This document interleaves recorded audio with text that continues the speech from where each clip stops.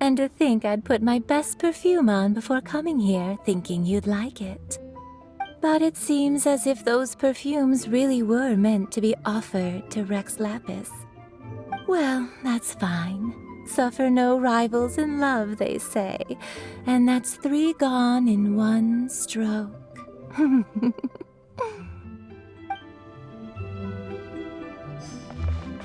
As for the mortals and adepti of liyue, what shape shall our relationship take from now on?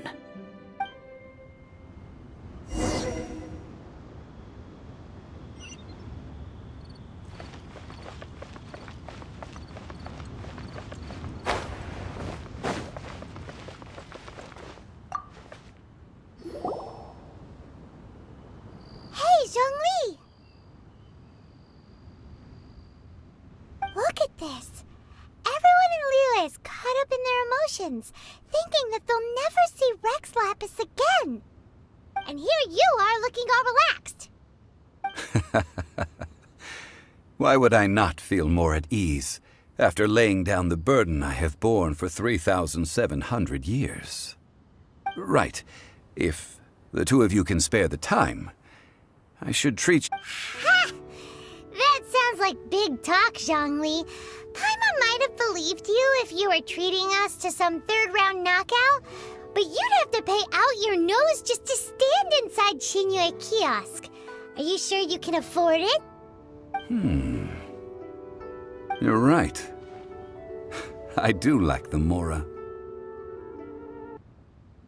But why would Morax lack Mora? As the Rex Lapis Morax, I can easily create Mora. But since I have chosen to walk this earth as the mortal Zhongli, I should abide by the same rules that mortals do.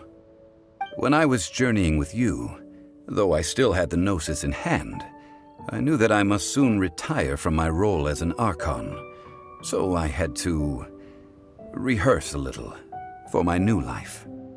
Oh, no wonder! Paimon gets it now. You didn't look at the price tags when we were spending because you've never had to. But since you weren't used to not being able to just make more Mora as and when you wanted to... Well, we were only spending Fatui money. You don't have to say it like that. In the City of Commerce, we do not merely exchange money or goods.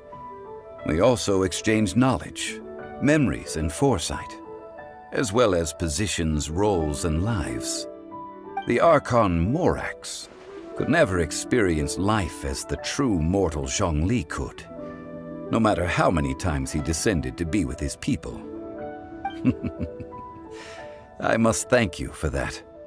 I will treasure the memories that I made as Zhongli, traveling the streets of liyue with you. That is true. But there is no journey that does not end. No meetings without partings. Paimon thinks that we should make a move and continue our search for the 7. I fear that continuing your journey may be difficult. The nation that neighbors liyue by sea, Inazuma, is presently closed.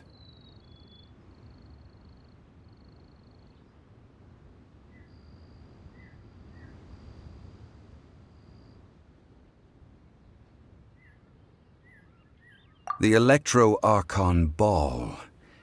And just as the people of liyue preferred to call me Rex Lapis, she too goes by another name among locals in Inazuma. Paimon thinks we've heard that one before. Raiden? That is the case. And since Raiden is also the shogun of Inazuma, people call her the Raiden Shogun. That said, though people at the wharf were saying that the situation in Inazuma is very tense, Paimon doesn't remember that always being the case. It wasn't that bad last year. Zhongli, since you're Rex Lapis, shouldn't you know something about what's happening there? Just how did Inazuma become a closed nation? It's because of visions. Visions? When faced with circumstances beyond their control, humans often bemoan their lack of power. But if a person shows true strength of will at a desperate and fateful moment in their life, the gods will look upon them with favor. This is what visions are. Magical foci bestowed upon those who have been acknowledged by the gods. Uh-huh. That's how people in Teyvat see it. But starting from last year, the Raiden Shogun began promulgating the Vision Hunt Decree. Vision Hunt Decree? Yes. It was an order to seize all visions within Inazuma's borders, and to inlay them upon the hands of the statue of the omnipresent god. They want to seize visions. But why? Aren't visions blessings from the gods? I should think that in the Raiden Shogun's eyes, it is precisely because they are divine blessings that they should be under the sole dominion of divinity. Whoa, that's harsh.